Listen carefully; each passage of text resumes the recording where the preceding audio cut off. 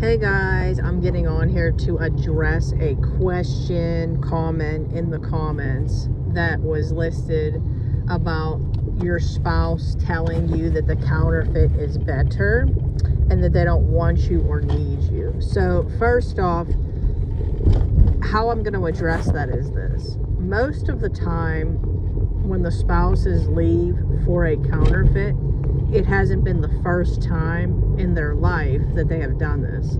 So if this is their first time being married, it just took place in a different way with girlfriends in the past. So this is something that has always been in your spouse that they have done to satisfy their depression, their lack of identity, their lack of leadership, if they're a man, how they like to satisfy their flesh when things aren't going their way. So in other words, when things in life get tough, instead of saying to themselves, okay, no matter what, I have to make this work. We're not going to be madly in love all day, every day. I'm called to be a leader. They take the easy way out. They run from the problem and they decide to have fun and live a life full of sin to accommodate their flesh. Okay? They want to receive that dopamine feeling. They want to be able to feel that, rush of ecstasy and, dopamine, the stuff that they're going to feel when you first are in, a relationship, whatever the case is. God is going to show them the truth about the counterfeit. God is going to let them have exactly what they want, so they see all on their own that they were the problem. The grass was never greener on the other side. But the most important thing that you need to do is work on you while that happens. So instead of being focused on what they are doing and what's going on with them, even though I know it's easier said than done, what needs to happen is you need to focus on what do I need to work on. Because on this journey, again, there is a list of things that need done in order to get marriage restoration. Restoration of you has to happen first. And this is one of the reasons why people's stands last as long as they do. So this isn't me to be discouraging or not, but when you're standing over about 3 years, you got to ask yourself, okay, what am I doing? Okay, this doesn't mean that people's stands are worse if it doesn't last that long. How you have to look at this is, again, some people are fast learners, some people aren't. Okay, so the counterfeit thing is going to work itself out all with God. What you have to do is you have to approach, okay, what can I be doing differently? Okay, what can I be doing differently? And I know that this is hard to figure out. I am definitely here to help. I will help anybody out that needs help to figure this out. Again, you can book a call with me. You can email me at deadmarriagesredeemed@gmail.com. But here's the thing. You have to figure out, what do I need to do? What in me needs to change? Because your husband or your wife who's choosing this counterfeit, they're just satisfying flesh. They're doing the same repetitious cycle they've done. And this is why a lot of people have been married numerous times. They just keep choosing the same decision, expecting different results. Okay? That never works. It never works, guys. God will make sure that they see it doesn't work. Excuse me, guys, with all the noise in the background. I picked my son up from school, so I am driving, and he is snoring in the background. So anyways, gotta do what you gotta do. So anyways, guys, this is something to where, again, the counterfeit is the least of the worries, because that's going to get figured out all on their own. They're digging themselves their own pit. God's allowing them to, that they're going to fall right into. You don't got to do a thing. And then as far as they tell you they don't want or need you. Anybody that says they don't want or need somebody, they do. That's code for basically saying that they do need somebody, but they want to act all tough. See, the people that say that stuff are the weakest. They are. Like, I'm telling you right now, you don't have to say that stuff if it's true. Okay? So again, we have to understand people. And this is why I encourage you guys to get yourself some help on this journey, because a lot of you are just going by what you feel and what your emotions are making you feel. Like you're being led by your emotions, okay, and what you feel, maybe not understanding. My cousin and I were just talking, and one of her friends, who she's been friends with since childhood, always rips on her and just constantly has to try to one-up her.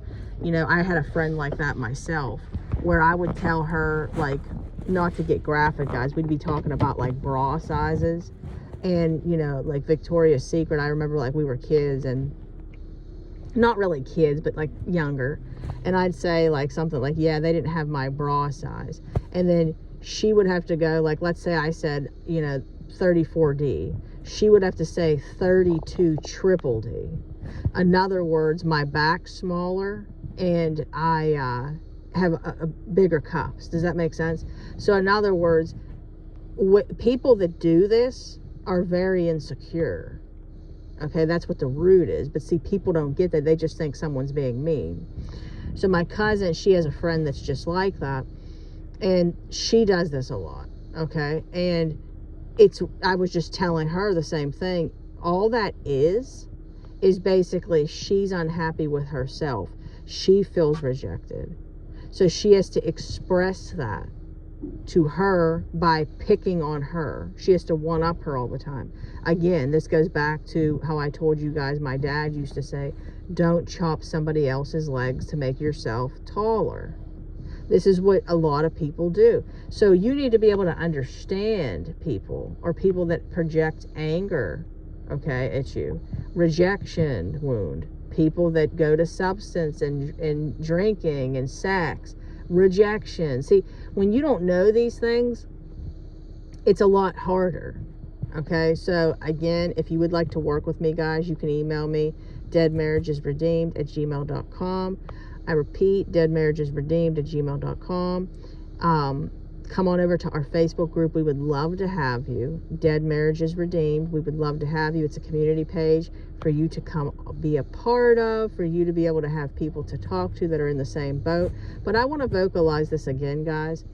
There's a lot of people that come back to me that are involved in other groups that tell me that stuff said, that people like rip on people, because somewhere in people's heads they think that Rome's built in a day.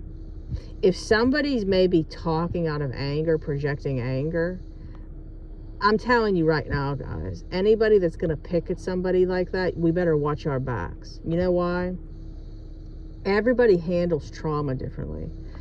You have no idea for a second what they're going through.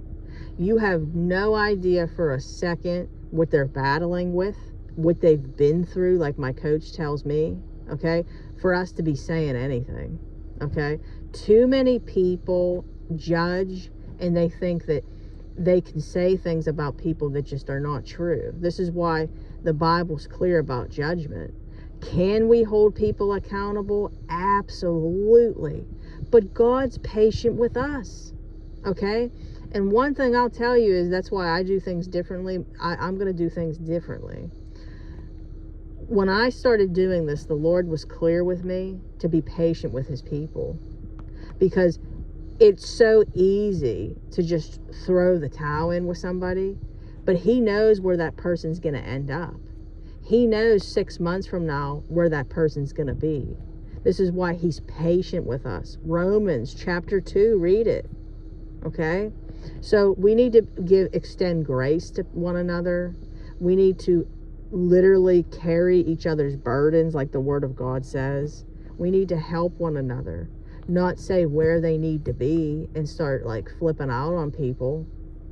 So again, We have to understand that not everybody's in the same level of the journey. Extend grace, okay?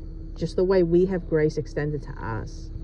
So I want to apologize again for, you know, getting on here doing a video with my son in the background sleeping, okay, and me driving. But I got to do what I got to do, guys. And I also want you to extend grace to me. A lot of you have, but I can only do what I can do. I'm a busy woman, you know. God has a lot of things on me, a lot of responsibilities that I have to manage right now. I'm trying to be a, you know, help to you guys, all of you, which is so important. My family, friends that I have outside of here. I have a lot that I got to do. I got to return a lot of like phone calls and emails, and there's so much I got to do, you know. And you know, I'm involved. I try to be involved a lot in my son's life, you know. I can only do so much. So I want to just let you guys know how much I appreciate you, that you have been so gracious to me and so patient with me. And to the people that have been with me from the beginning, I just want to tell you guys how much I care about you and how much you mean to me, and the people that have supported the ministry, because you all know that when God told me to do this full time, that it was going to be something that was challenging. I had to completely trust him with everything. And of course we need, you know, to pay the bills at the same time. So I just want to tell all of you that have been with me since day one how much I appreciate you all. I hope everybody has a wonderful day, and I will see you in my next video. God bless everybody on here. And yeah, just a simple like and comment helps out significantly, guys. I hope that this video was, you know, helpful, and I will see you in my next video. Okay, guys, bye.